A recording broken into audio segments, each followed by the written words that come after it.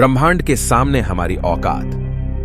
दोस्तों, आज हम जानने वाले हैं कि ब्रह्मांड के सामने हम इंसान क्या है हम इंसानों की ब्रह्मांड के सामने हैसियत। इस वीडियो को देखने के बाद आपका घमंड चूर चूर हो जाएगा जब आप जानोगे कि ब्रह्मांड कितना बड़ा है और इतने बड़े ब्रह्मांड में हम कहां एक्सिस्ट करते हैं, या फिर हमारा अस्तित्व इसके सामने कुछ मायने रखता भी है या नहीं।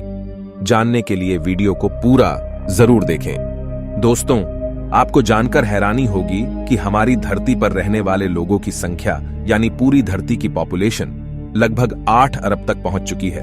लेकिन धरती पर मौजूद ये सभी 8 अरब लोग लॉस एंजलिस जितनी जगह में समा सकते हैं। लॉस एंजलिस लगभग 1300 किलोमीटर के एरिया में फैला हुआ है। अगर हम बात करें हमारी धरती की, तो पूरी धरती लॉस एंजलिस से काफी ज्यादा बड़ी है।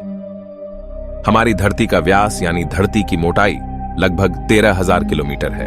वहीं पर चांद का व्यास 3,500 किलोमीटर है। चांद इतना बड़ा है कि इसके अंदर 1 लाख हिमालय जैसे पहाड़ समा सकते हैं। और हमारी धरती इतनी बड़ी है कि धरती के अंदर चांद जैसे लगभग 50 उपग्रह समा सकते हैं। तो आप समझ गए होंगे कि धरती कितनी बड़ी है।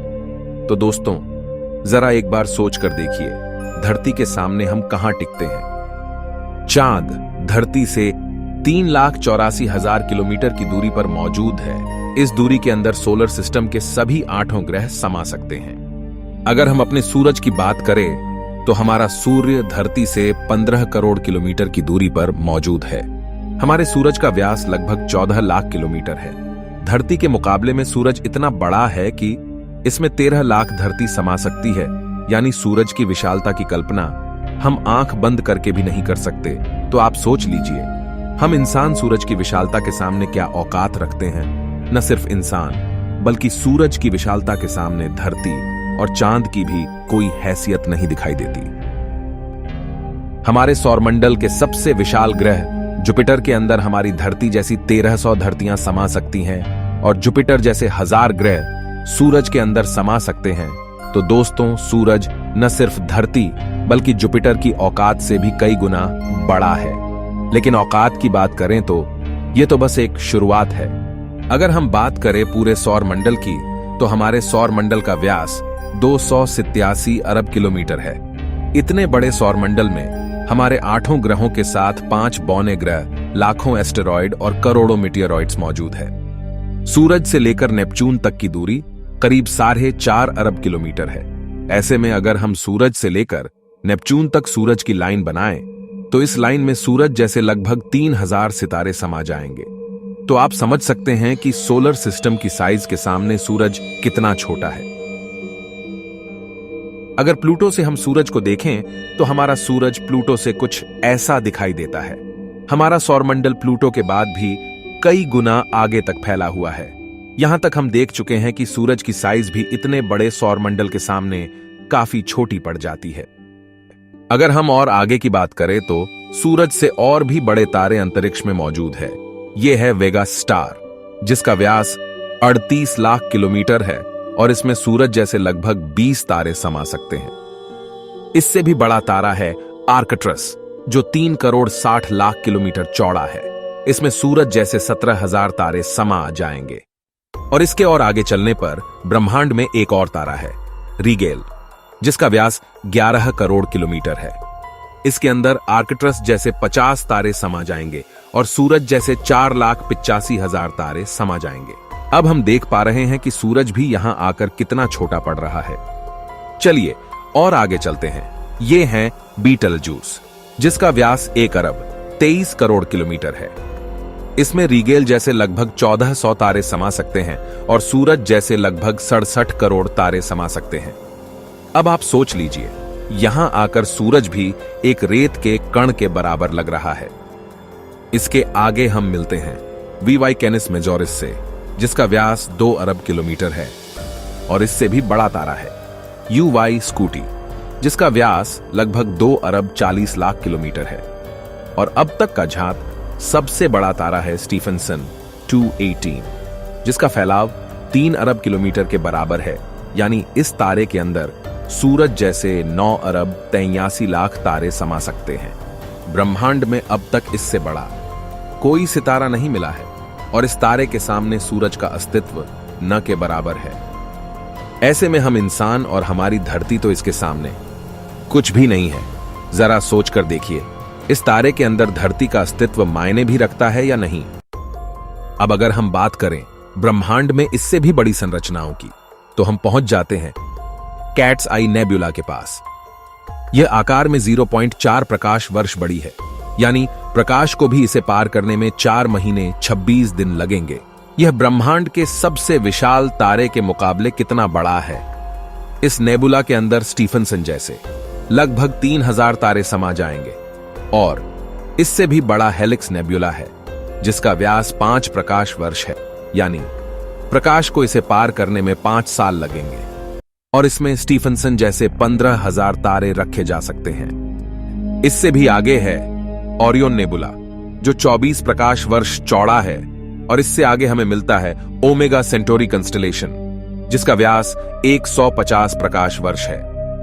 और अब तक जिन विशालकाय संरचनाओं को हमने देखा है, उन सबको अपने अंदर समाने वाली, इन सबसे करोड़ों गुना विशाल, ये है हमारी आकाशगंगा मिल्की वे, यानी मंदाकिनी आकाशगंगा, जो कि 1 लाख प्रकाश वर्ष के व्यास में फैली हुई है। यानी यह इतनी बड़ी है कि इसे पार करने में प्रकाश को भी 1 लाख साल लग जाएंगे। और आपको बता दें कि प्रकाश की गति 3 लाख किलोमीटर पर सेकंड है। हमारी इस आकाशगंगा में इस तरह के बड़े बड़े 400 अरब तारे मौजूद है, और इतने ही ग्रह इसके अंदर मौजूद है।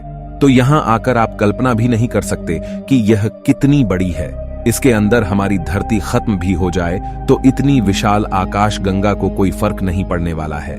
हमारा सूरज भी खत्म हो जाए तो भी इसे कोई फर्क नहीं पड़ने वाला।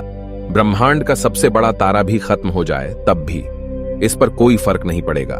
लेकिन ब्रह्मांड यहां भी खत्म नहीं होता है। इससे भी आगे चलने पर अगर हम हमारी पड़ोसी आकाशगंगा एंड्रोमेडा की बात करें, तो यह हमारी गैलेक्सी से 2 गुना बड़ी है। इस गैलेक्सी के अंदर 10 खरब तारे मौजूद हैं। अब तक जाने गए सबसे विशाल तारे स्टीफनसन से इस गैलेक्सी को भर दिया जाए तो इसमें 40,000 खरब स्टीफनसन 218 जैसे तारे आ सकते हैं।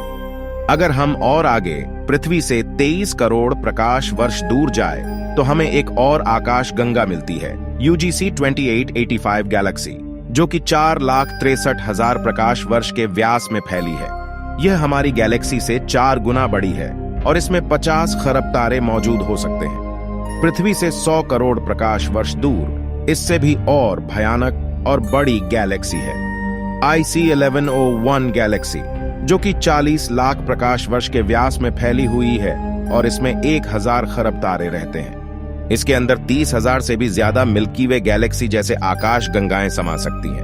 और अगर हम इससे आगे चलकर और देखें तो इससे भी ज्यादा बड़ी गैलेक्सी ब्रह्मांड में मौजूद है, जिसके सामने मिल्की वे आकाश गंगा भी कुछ नहीं है। पृथ्वी से 300 करोड़ प्रकाश वर्ष दूर यह है अल्क्योनियस गैलेक्सी, जो कि 1 करोड़ 60 लाख प्रकाश वर्ष जितने व्यास में फैली हुई है। इसमें हमारी मिल्की वे गैलेक्सी जैसी 40 लाख गैलेक्सी समा जाएगी।